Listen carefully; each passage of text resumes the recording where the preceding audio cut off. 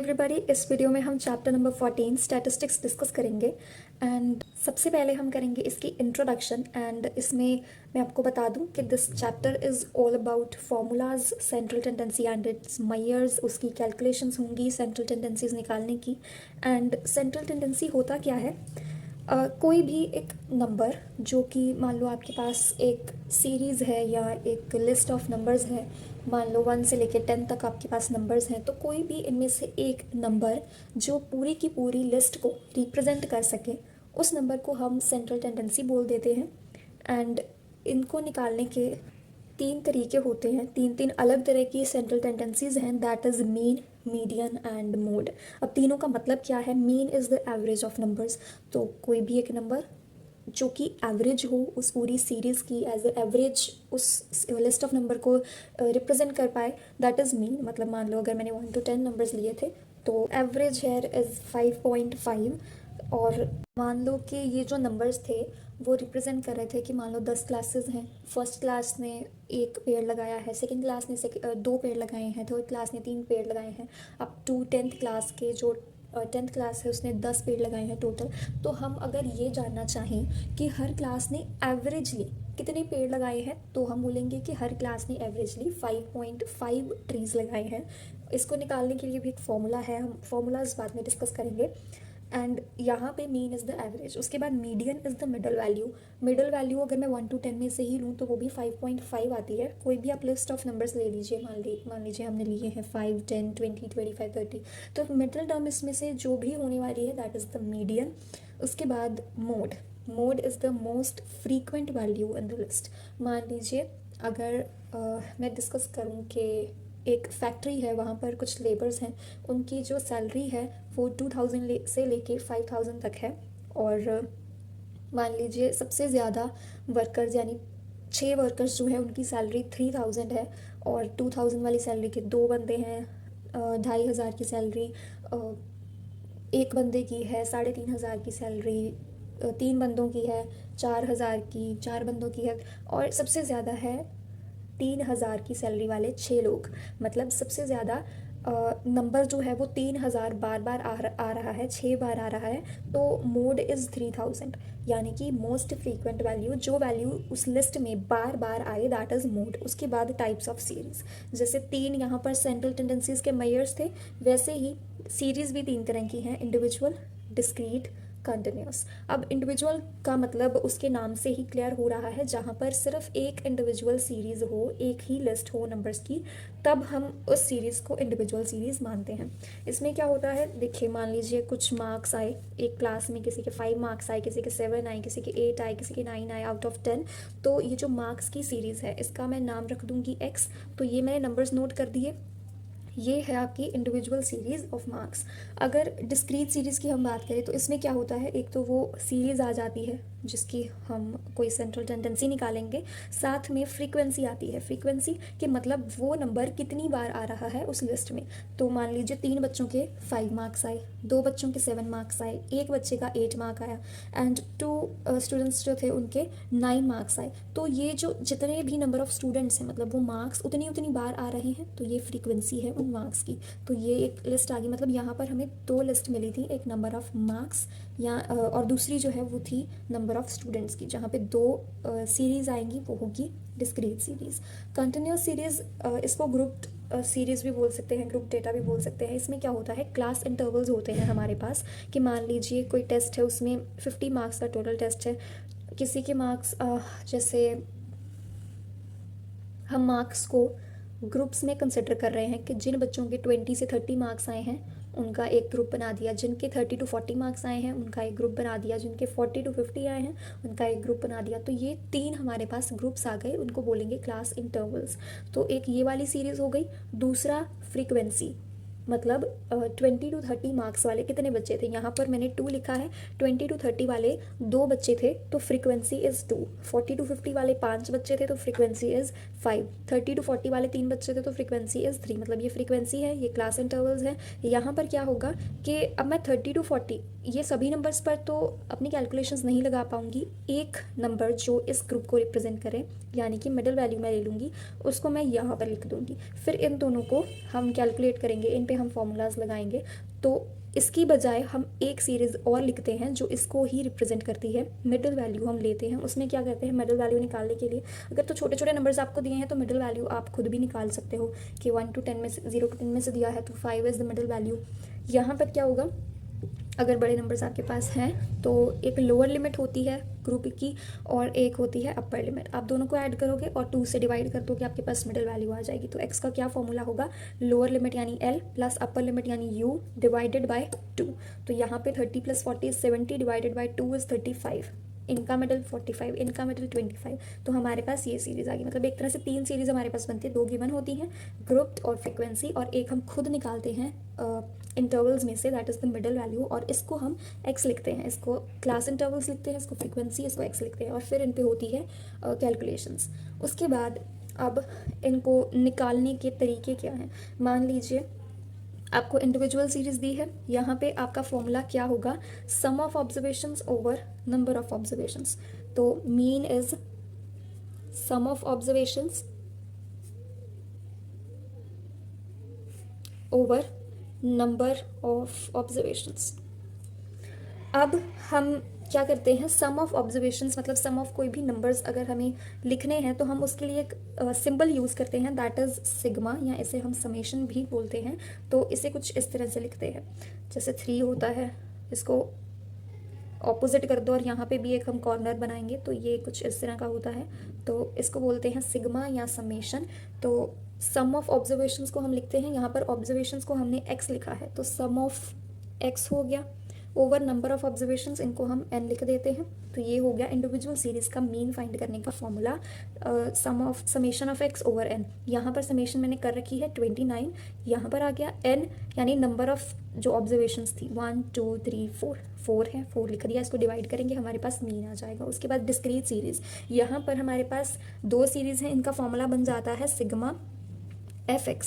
अब fx क्या है, हम पहले fx निकालेंगे, fx is f into x, यानी कि 5 into 13, 7 into 14, sorry 7 into 2 is 14, 8 into 1 is 8, 9 into 2 is 18। अब इनका समेशन हम करेंगे, उसे बोलेंगे सिग्मा fx। तो करते हैं, 5 + 4 इज 9, 9 + 8 इज 17, 17 + 8 इज 25, 2 कैरी 3 4 5, 55 आ गया, ये 55 ओवर f इज़ यहाँ पे 3 + 2 5। यहाँ पर हम सिग्मा ऑफ f करते हैं फ्रीक्वेंसी, क्योंकि नंबर ऑफ टर्म्स हमें कंसिडर करनी है एंड फ्रीक्वेंसी का वही मतलब है कि वो कितनी है टर्म्स। 3 + 2 5 + 1 6 + 2 8, यहाँ पर 8 आ जाएगा। इसको डिवाइड करेंगे तो हमारे पास इस सीरीज़ की डायरेक्ट डिस्क्रीट सीरीज़ की का मीन आ जाएगा हमारे पास। उसके बाद कॉन्टिन्यूस सीरीज़, उसके लिए भी हम यही करते हैं, पहले x निकाल ली मिडिल वैल्यू, उसके बाद fx किया, मल्टीप्लाई किया, इनको टोटल आएगा यहाँ पे, उसको बोलेंगे सिग्मा fx, उसको डिवाइड कर देंगे किसके साथ, इसके साथ, सिग्मा ऑफ f, ये फ्रीक्वेंसी थी, इसका समेशन करके उसके साथ डिवाइड कर देंगे, तो ये हमारे पास कॉन्टिन्यूस सीरीज़ का मीन आ जाएगा। After that assumed mean method, इसका हमारे पास फॉर्मूला होता है मीन इक्वल्स, अच्छा ये मैं आपको बता दूं कि मीन को हम डिनोट करते हैं x, उसके ऊपर बार, मीडियन को डिनोट करते हैं कैपिटल M से, मोड को डिनोट करते हैं कैपिटल Z से, ये इनके सिंबल्स हैं। अब mean equals a plus summation dx over summation fx, ये है अज्यूम्ड मीन मेथड का फॉर्मूला। यहाँ पे एफ डी आएगा, यानी कि a plus summation F T over summation F. अब निकाल के देखेंगे, यहाँ पर यही सीरीज़ मैं ले लेती हूँ। सबसे पहले है मेरे पास x 5 7 8 9, उसके बाद है f 3 2 1 2, उसके बाद यहाँ पे मुझे d निकालना है, d इज़ द डेविएशन। यहाँ पे मैं क्या करूँगी, एक ये भी टर्म है a, ये भी टर्म है d, इसका क्या मतलब है, a इज़ अज्यूम्ड मीन, हम यहाँ पर एक नंबर को अज्यूम करेंगे, वो होगा मिडल टर्म हम वैसे लेते हैं x की सीरीज़ में से मिडल टर्म, उसको हम a लेते हैं, और अगर इवन नंबर ऑफ टर्म्स हैं तो हम कोई भी मिडल की ऊपर वाली या नीचे वाली ले लेते हैं। तो यहाँ पर सेकंड या थर्ड टर्म में से हम कोई भी ले सकते हैं, तो मैं यहाँ पर सेकंड टर्म ले रही हूँ a, आप थर्ड भी ले सकते हो। उसके बाद ये हो गया अज्यूम्ड मीन। अब हमें फाइंड करना है d की सीरीज़ हमें बनानी है, तो d is x minus a, x is 5, 7 आ गया a, 5 माइनस 7 इज़ -2, उसके बाद x is 7, a is 7, 7 minus 7 is 0, x is 8, a is 7, 8 minus 7 is 1, similarly 9 minus 7 is 2. तो ये हो गया d. उसके बाद मेरे को चाहिए एफ डी, फिर उसका मेरे को समेशन करना है. तो एफ डी इज़ एफ वाली सीरीज़ और डी वाली सीरीज़ को मल्टीप्लाई करेंगे. 3 into -2 is -6, 2 into 0 is 0, 1 into 1 is 1, 2 into 4 is 4. इसके बाद इसका हम करेंगे समेशन, उससे आएगा summation F D. 1 + 4 is 5, 5 - 6 is -1. तो समेशन एफ डी आ गया -1. ए मैंने लिया था 7 और समेशन एफ इज़ 3 + 2 5, 6 8. यहाँ पे ये आ गया 8. ये बन जाएगा यहाँ पे ब्रैकेट. 8 को 1 से डिवाइड करेंगे तो ये आता है 0.025 आई थिंक. अब डिवाइड करके देखते हैं. 1 0.10 हो गया ये, सॉरी 0.125 आएगा आई थिंक. 2 0, 8 2 ज़ा 16, 4 5, हाँ 7 माइनस का साइन 0.125. ये बन जाएगा 5, 9 - 2 इज़ 7, 9 - 1 इज़ 8 एंड ये बच गया 6. तो हमारा अज्यूम्ड मीन मेथड का जो एक मेथड है, इस मेथड से हमारे पास मीन आ रहा है 6.875. उसके बाद है स्टेप डेविएशन. स्टेप डेविएशन में mean equals a plus summation F you over summation F into H. अब यहाँ पर एक नई टर्म आई है यू और एच. एच में आपको बता दूँ height of the class interval. तो यहाँ पर मान लीजिए कॉन्टिन्यूस सीरीज़ का मैं ये मीन निकालूंगी और यहाँ पर एच इज़ कि उस क्लास इंटरवल की कितनी हाइट है, मतलब उसमें कितने नंबर्स आ रहे हैं. तो 40 - 30 इज़ 10, तो इसकी हाइट इज़ 10. ये जो हाइट है वो है 10. उसके बाद यहाँ पर a तो वही आ गया जो हमने अज्यूम्ड मीन से किया था. What is u? तो हम यहाँ पर एक और टर्म लेके आएंगे, दैट इज़ कॉमन फैक्टर. हमारे पास जो d की सीरीज़ आती है उसमें से अगर कोई कॉमन फैक्टर निकल रहा होता है तो हम उस पूरी सीरीज़ को उस कॉमन फैक्टर से डिवाइड कर देते हैं. फिर हमारे पास छोटी टर्म्स आती हैं, उससे छोटी टर्म्स आती हैं. तो फिर उसके बाद हम उस पर कैलकुलेशंस करते हैं, उस पर फॉर्मूलाज लगाते हैं. वो यू वाली सीरीज़ होती है. तो करके दिखाते हैं. पहले कॉन्टिन्यूस सीरीज़ है उसको लिखेंगे. यहाँ पर आ जाएंगे class intervals. Class intervals are पहले असेंडिंग लिखेंगे 20 to 30, देन 30 to 40, 40 to 50. उसके बाद एफ इज़ 3 5 2, 3 5 एंड 2. उसके बाद यहाँ पे हम x निकालेंगे मिडिल टर्म 20 to 30. इसमें मिडिल टर्म आएगी 25, इनकी आएगी 35, नेक्स्ट आएगी 45. अब हमने d निकालना सीखा था, तो d is x minus a. सबसे पहले a हम मिडिल टर्म को ले लेंगे. तो x minus a is 25 - 30 is -10, 35 - 35 is 0, 45 - 35 is 10. उसके बाद u निकालना है हमें. तो u इज़ द कॉमन, मतलब कॉमन फैक्टर होगा एक, उसके साथ डिवाइड करके सीरीज आएगी, उसको बोलेंगे u. तो यहाँ पर इन तीनों का कॉमन फैक्टर हम 10 ले लेंगे. इसका तो चलो कोई भी ले लो, डिवाइड ही करना है हमें, 0 ही आएगा. तो 10 और 10 कॉमन फैक्टर ऑफ कोर्स 10. तो 10 के साथ इनको डिवाइड किया, ये आएगा -1, ये आएगा 0, ये आएगा 1. उसके बाद हम निकालेंगे एफ यू वाली series. 3 into -1 is -3, 5 into 0 is 0, 2 into 1 is 2. उसके बाद इनका करेंगे समेशन, बिकॉज हमें चाहिए समेशन एफ यू. -3 + 2 -1. फिर हमें चाहिए समेशन एफ 3 + 5 8 + 2 10. अब यहाँ पर वैल्यूज़ फिल करेंगे. यहाँ पे a लिया था हमने 35 plus summation F you is -1, summation F is 10, h is 10. अब इनकी कैलकुलेशन करेंगे. 10 इंटू 10, 35 - 1 इज़ 34. तो ये आपका आंसर आ गया बाय स्टेप डेविएशन मेथड. ये आपका मीन है. अब हमें पता चल चुका है कि 3 तरह की सीरीज़ होती हैं. एक होती है individual, discrete and continuous series होती है. फिर हमने ये भी पता कर लिया कि मीन 3 तरीक़ों से फाइंड कर सकते हैं, that is direct, assumed mean method and step deviation method. और इनके फॉर्मूलाज भी हमें पता चल चुके हैं. लेकिन इन तीनों मेथड्स को यूज़ कहाँ कहाँ पर करना है, क्या इनका कोई स्पेशल एक मोटिव भी है अलग अलग तरह के डाटा के लिए, या फिर तीनों को कहीं भी यूज़ कर सकते हैं? वैसे तो तीनों को कहीं भी यूज़ कर सकते हैं, हाँ, लेकिन स्टेप डेविएशन में क्योंकि एक कॉमन फैक्टर वाला कॉन्सेप्ट है, तो ये वाला एक पर्टिकुलर है कि आप हर किसी पे यूज़ नहीं कर पाओगे, वहीं पर यूज़ कर पाओगे जहाँ पर आपके पास जो एक्स सीरीज़ है उसमें कोई कॉमन फैक्टर निकल रहा हो, तब आप ये मेथड यूज़ करोगे। और ये दो मेथड्स जब आपके पास बहुत छोटी छोटी वैल्यूज़ हों तब आपको उनकी डेविएशंस निकालने की ज़रूरत ही नहीं है। और अगर आपको उनकी डेविएशंस निकालने की ज़रूरत नहीं है तो आप अज्यूम्ड मीन मेथड भी चूज़ नहीं करोगे। मतलब स्मॉल स्मॉल वैल्यूज़, जैसे आपकी एक्स सीरीज़ उसमें 1 2 3 4 कुछ ऐसे नंबर्स हैं, या हार्डली 10 20 30 कुछ ऐसे नंबर्स हैं, तो आप डायरेक्ट मेथड यूज़ करो।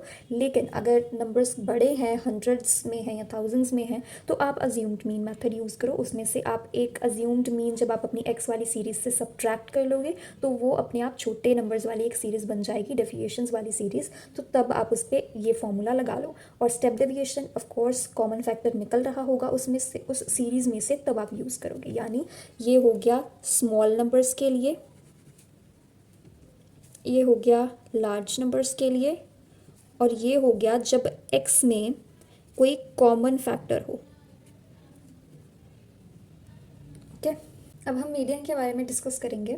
तो मीडियन मैंने आपको बताया था, मिडिल वैल्यू जो हमारी सीरीज़ में होती है उसे मीडियन बोलते हैं। इंडिविजुअल सीरीज़ में तो मिडिल वैल्यू हमें पता चल जाएगी। वो कैसे पता चलेगी? दो तरह की सीरीज़ हो सकती हैं, एक जिनके total number of terms even होंगे और एक जिनके total number of terms odd होंगे। मतलब मान लो एक सीरीज़ में 10 नंबर्स हैं, तो 10 नंबर मतलब टोटल टर्म्स कितनी है? 10। ये है इवन नंबर, तो उसके लिए ये फॉर्मूला होगा हमारे पास। और मान लो कि अगर किसी सीरीज़ में 9 नंबर थे, तो ये 9 ऑड है, तो उसके लिए हमारे पास ये वाला फॉर्मूला होगा। अब एग्जांपल लेंगे एक, मान लो मेरे पास नंबर्स हैं 1 2 3 4 5 6, तो टोटल 6 नंबर है मेरे पास। तो total number of terms is even, तो यहाँ पर लगेगा इवन वाला फॉर्मूला। तो इवन वाला फॉर्मूला क्या कहता है? सबसे पहले हमें लेनी है n/2th term. n is 6, total number of terms 6 हैं, तो n हो गया हमारे पास 6। n/2th टर्म मतलब 6/2 थर्ड टर्म। 6/2 इज़ 3, तो ये बन जाएगा थर्ड टर्म। थर्ड टर्म यहाँ पर 3 है, ये आ गई 3। उसके बाद n/2 plus 1th term. n/2 is 3, 3 plus 1th term, यानी कि fourth term. Fourth term is 4। उसके बाद n/2th टर्म जो आई थी plus n/2 plus 1th term जो आई थी, उनको ऐड किया, नीचे 2 से डिवाइड कर दिया। तो ये third term plus fourth term add किया, डिवाइड बाय 2, ये आया 7/2, दैट इज़ 3.5। तो 3.5 इज़ द मीडियन। और हाँ, मीडियन को फाइंड करने का और कोई फॉर्मूला नहीं है, एक ही फॉर्मूला होता है, मतलब मेथड्स और नहीं है। उसके बाद जैसे हमने मीन में 3 तरह के मेथड्स किए थे, direct, assumed mean, step deviation, तो वो चीज़ नहीं है, एक ही मेथड होगा इंडिविजुअल सीरीज़ के लिए। Depend upon number of terms कितनी है, इवन है तो ये वाला फॉर्मूला लगेगा, ऑड है तो ये वाला लगेगा, सीरीज़ डिस्क्रीट या कंटिन्यूस है तो ये फॉर्मूला लगेगा। उसके बाद ऑड, अगर ऑड नंबर्स हैं हमारे पास, मान लीजिए अब हमारे पास टोटल 7 नंबर्स हैं, तो ये बन गए ऑड। अब हमें क्या करना है? n+1/2 थर्ड टर्म, यानी कि 7 है टोटल, n इज़ 7, तो n यहाँ पे बन जाएगा 7। अब 7 + 1 हो गया 8, 8/2 is 4। Fourth term is the median. तो फोर्थ टर्म क्या है? 4, यानी 4 is the median in this odd series. तो ये दो फॉर्मूलाज हो गए। वैसे ऑड ईजी लगता है, बट आपके पास चॉइस नहीं है। इवन सीरीज़ आएगी तो आपको ये वाला फॉर्मूला ही लगाना पड़ेगा। तो ये नहीं है कि इवन सीरीज़ आ गई आपने ऑड लगा दिया, आंसर नहीं आएगा। Depend upon the number of terms आप फॉर्मूला लगाओगे। अब दूसरी सीरीज़ हमारे पास डिस्क्रीट है, तीसरी कंटिन्यूस है, इन दोनों के लिए हमारे पास ये फॉर्मूला है। और हाँ, आपके एग्जाम्स में ज़्यादातर या तो इंडिविजुअल सीरीज़ आती है, कॉन्टिन्यूस सीरीज़ आती है, डिस्क्रीट बहुत रेयर है। तो जब आप प्रैक्टिस करो तो उन चीज़ों की प्रैक्टिस हमें ज़्यादा करनी चाहिए जिसके चांसेस ज़्यादा होते हैं एग्जाम्स में आने के। तो कॉन्टिन्यूस सीरीज़, इंडिविजुअल सीरीज़, इनकी आप प्रैक्टिस अच्छे से करोगे, डिस्क्रीट भी नहीं छोड़ोगे, बट इंडिविजुअल और कॉन्टिन्यूस इनकी प्रैक्टिस अच्छे से करोगे। तो कॉन्टिन्यूस सीरीज़ के लिए फॉर्मूला है हमारे पास। अब एल मैंने पहले आपको बताया था, लोएस्ट जो टर्म होती है एक क्लास इंटरवल में, लोअर लिमिट जो होती है उसे एल हम बोलते हैं। मान लो 10 to 20 की एक लिमिट है, तो 10 यहाँ पर लोअर लिमिट है, so L = 10। n is number of terms, C F एक नई टर्म है, f is the frequency, h is the height of class interval. तो CF अब हम समझेंगे। सबसे पहले मैं एक कॉन्टिन्यूस सीरीज़ बना देती हूँ। तो क्लास इंटरवल सबसे पहले लिखेंगे 0 to 10, 10 to 20, 20 to 30, 30 to 40 and 40 to 50। ये हमने 5 क्लास इंटरवल्स ले लिए। उसके बाद फ्रीक्वेंसी लिखेंगे तो 2, 3, 1, 4, 10। ये मैंने फ्रीक्वेंसी लिख दी। इसके बाद अब हमारे पास CF की एक सीरीज़ आती है। CF कैसे बनाते हैं? CF is cumulative frequency. CF is cumulative frequency. इसमें क्या करना है, सबसे पहले आपको फर्स्ट टर्म ऐसे ही लिख देनी है 2। नेक्स्ट टर्म जो है वो अब हम ऐड करेंगे पिछली वाली टर्म में। तो 2 + 3 is 5। Next step 5 + 1 is 6, 6 + 4 is 10, 10 + 10 is 20। तो ये हमारे पास आ गई क्यूमुलेटिव फ्रीक्वेंसी। पहले वाला नंबर सेम, इस वाले को इसमें ऐड किया और लिख दिया, इस वाले को इसमें ऐड किया और लिख दिया, इस वाले को इसमें ऐड किया लिख दिया। ये इस तरह का पैटर्न बना के हम क्यूमुलेटिव फ्रीक्वेंसी फाइंड करेंगे। उसके बाद ये जो है वो हमेशा इसके इक्वल आएगा, समेशन ऑफ f के। 2 + 3 5 + 1 6 + 4 10 + 10 20। तो आप अपना आंसर यहाँ पर चेक कर सकते हो फ्रीक्वेंसी को ऐड करके। हमारे पास अब CF भी आ जाएगा, फ्रीक्वेंसी भी आ जाएगी, H भी आ जाएगा। अब हमें ये CF कौन सा निकालना है, ये तो कितने सारे हैं। F कौन सा निकालना है, कितने सारे हैं। लोअर लिमिट्स भी बहुत सारी हैं, H भी बहुत सारे हैं। मतलब H सेम आने वाला है क्योंकि हर क्लास इंटरवल उसकी हाइट 10 है। बट हम ये कौन से लेंगे, ये डिसाइड करने के लिए हमें फाइंड करनी होती है मीडियन क्लास। तो मीडियन क्लास हम कैसे फाइंड करेंगे? सबसे पहले हमारे पास ये जो नंबर आया है इसको हम n लिखते हैं। तो n इज़ 20, n/2 10 आ गया। तो 2 से इसको डिवाइड किया। अब हम क्या करेंगे कि यहाँ पर क्यूमुलेटिव फ्रीक्वेंसी में चेक करेंगे कि जो 10 से जस्ट ग्रेटर जो CF है उसके सामने वाली क्लास इंटरवल जो होगी उसे बोलेंगे मीडियन क्लास। तो 10 से जस्ट ग्रेटर, यहाँ पर क्योंकि 10 हमारे पास है इसलिए जस्ट ग्रेटर नहीं देखेंगे, 10 ही लेंगे। अगर वो सेम नंबर नहीं होगा तो जस्ट ग्रेटर वाला नंबर हम लेंगे। यहाँ पर हमें 10 मिल गया। अब 10 के सामने वाली हमारे पास क्लास इंटरवल इज़ 30 to 40। ये हमारी मीडियन क्लास है। सो मीडियन क्लास आ गई 30 to 40। अब इसकी लोअर लिमिट इसको लिखेंगे L 30। अब n/2 भी हमारे पास है। CF कौन सी लेते हैं, ये जो क्लास इंटरवल है इसके ऊपर वाली, मतलब 6। तो CF हमारे पास आ जाएगा 6। फ्रीक्वेंसी मीडियन क्लास वाली ही लेते हैं तो फ्रीक्वेंसी यहाँ पे आएगा 4। उसके बाद H हमारे पास 10 है। तो इस फॉर्मूला में सभी हमारे पास चीज़ें आ गई हैं। अब इनमें फिल करके देखेंगे तो L is 30 plus n/2 is 10 minus CF is 6 over F is 4 into H is 10. 30 plus 10 minus 6 is 4. 4 divided by 4 is 1 into 10. ये आएगा 30 plus 10 equals 40। ये आ गया हमारे पास मीडियन, ये हमारा आंसर है। अब हम डिस्कस करेंगे मोड के बारे में। Mode is the most frequent value in the given data. अगर आपके पास इंडिविजुअल सीरीज़ है और उसमें कुछ इस तरह के नंबर्स हैं, मान लो 3, 5, 7, 6, 4, 9, 7, 8, 3, 7, कुछ इस तरह के नंबर्स हैं, तो आपको इसमें से मोड फाइंड करना है। आप क्या करोगे, मोस्ट फ्रीक्वेंट वैल्यू है तो हम देखेंगे कौन सी वैल्यू सबसे ज़्यादा टाइम्स बार रिपीट हुई है। तो यहाँ पे 3 है, 3 जो है वो 2 बार रिपीट हुआ है और 7 एक बार रिपीट हुआ है, वो है 3 बार। यानी कि 7 सबसे ज़्यादा टाइम्स रिपीट हुआ है। बाकी जो है 3 2 टाइम्स और बाकी नंबर्स एक एक बार ही आए हैं। तो 3 is the mode because it is the most frequent value in this given series. उसके बाद अगर आपके पास डिस्क्रीट सीरीज़ होगी या फिर कॉन्टिन्यूस सीरीज़ होगी तो उसके लिए आपके पास फॉर्मूला होगा मोड का, that is L plus F1 minus F0 over 2F1 minus F0 minus F2 into H। अब यहाँ पर आपको F तो पता था but what is F1 F0 F2 ये क्या है, और LH आपको पता है ये है lower class limit, H is the height of mode class here. H क्या होगा, हाइट ऑफ मॉडल क्लास। अब मॉडल क्लास अब फाइंड कैसे करोगे, सबसे पहले मैं आपको डाटा दिखा देती हूँ कि कौन सा होगा, उसके बाद हम डिसाइड करेंगे कि मॉडल क्लास कौन सी होगी, हम फाइंड कैसे करेंगे। तो सबसे पहले यहाँ पर हम एक सीरीज़ लिख लेते हैं, ग्रुप सीरीज़ लिख लेते हैं। वो होगी क्लास इंटरवल्स। सबसे पहले 10 to 20, 20 to 30, 30 to 40, 40 to 50। यहाँ पर हम फ्रीक्वेंसी लिखेंगे 2, 5, 3, 4। अब क्या करेंगे, अब सबसे पहले हमें पता होना चाहिए कि मॉडल क्लास कौन सी है। जिसकी फ्रीक्वेंसी सबसे ज़्यादा होगी वो वाली मॉडल क्लास होगी। यहाँ पर 5 हाईएस्ट फ्रीक्वेंसी है, तो इसके सामने वाली हो गई मॉडल क्लास, और इसकी लोअर लिमिट होगी यहाँ पर L, तो L हमें मिल गया 20। अब ये जो हाईएस्ट फ्रीक्वेंसी थी इसको हम लिखेंगे F1, इसके ऊपर वाली उसको लिखेंगे F0, इसके नीचे वाली इसको लिखेंगे F2।